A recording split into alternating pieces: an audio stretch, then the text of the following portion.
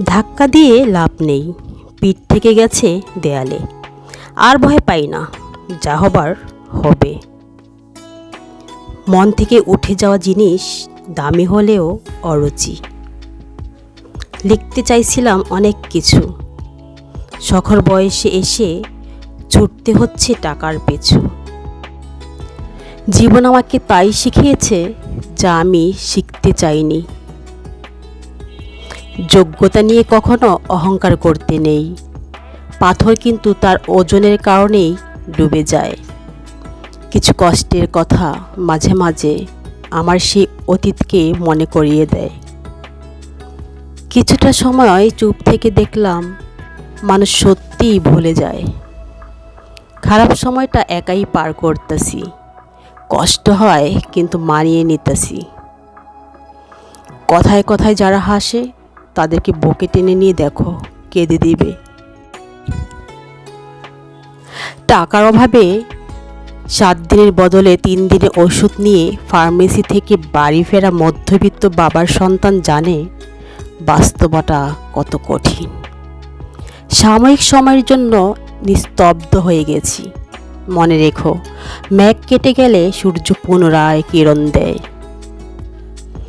বহুরূপী জীবন সুন্দর, তবে বহুরূপী মানুষ ভয়ঙ্কর। টাকার জন্য পড়াশোনা ছেড়ে দিয়েছি, আর তুমি তো অন্যের মেয়ে, তোমাকে ছাড়তে 1 সেকেন্ড সময় নেব না। অল্প বয়সে সফল হওয়ার চেষ্টা করছে এমন একটি ছেলের চেয়ে বেশি কষ্টে কেউ নাই। তুমি আমারে ঠকাইতেছ জানার পরেও বোকার মতো তোমারে ভালোবাসা যাওয়াই তোমার প্রতারণার বিরুদ্ধে আমার প্রথম প্রতিদান।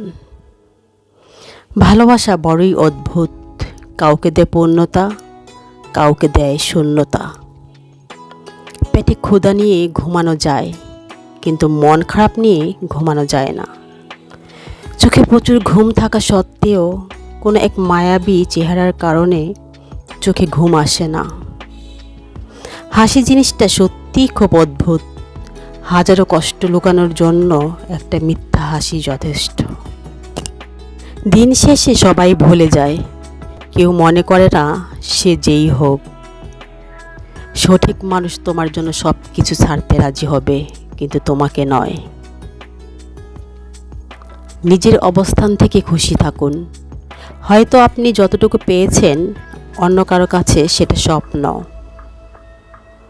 আমার গল্পের শেষ পাতায় লেখা থাকবে, আমি কখনো কারোর প্রিয় হতে পারিনি।